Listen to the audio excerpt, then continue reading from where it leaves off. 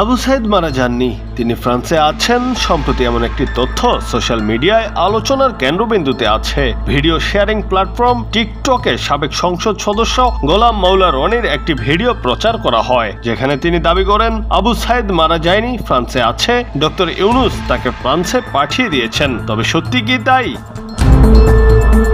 মঙ্গলবার এই বিষয়ে একটি প্রতিবেদন প্রকাশ করেছে বাংলাদেশের তথ্য যাচাইকারী প্রতিষ্ঠান ফ্যাক্ট চেক রিউমার স্ক্যানার। তাদের অনুসন্ধানে বেরিয়ে এসেছে আসল সত্য। এতে দেখা যায় গোলাম মাওলা রনি আবু সাইদ মারা যায়নি, ফ্রান্সে আছে, ডক্টর ইউনুস তাকে ফ্রান্সে পাঠিয়ে দিয়েছেন শীর্ষক কোনো মন্তব্য করেননি, বরং তার ভিন্ন একটি মন্তব্যের ভিডিও ক্লিপের সাথে আবু সাইদ জীবিত গোপন তথ্য ফাঁস হয়ে গেল। গোলাম মাওলা রনি শীর্ষক বাক্য বসিয়ে ডিজিটাল প্রযুক্তির সহায়তায় ভিডিওটি তৈরি করা হয়েছে।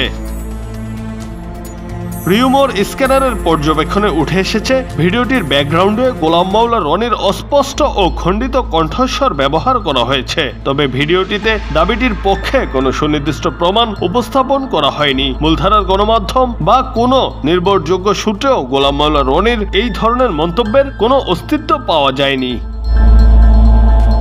তাছাড়া গোলাম মাওলা রনির ভেরিফাইড ফেসবুক পেজ এবং ইউটিউব চ্যানেলেও আবু সাইদকে নিয়ে এমন কোনো মন্তব্যের সন্ধান মেলেনি, বরং গত 16 জুলাই তার ফেসবুক পেজে একটি পোস্টে আবু সাইদকে শহীদ হিসেবে উল্লেখ করেছেন তিনি।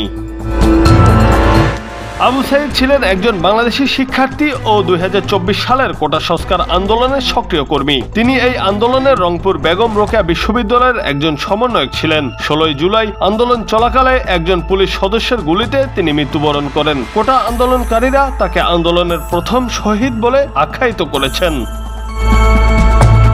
জুনায়েদ আহমেদ, বাংলা টিভি।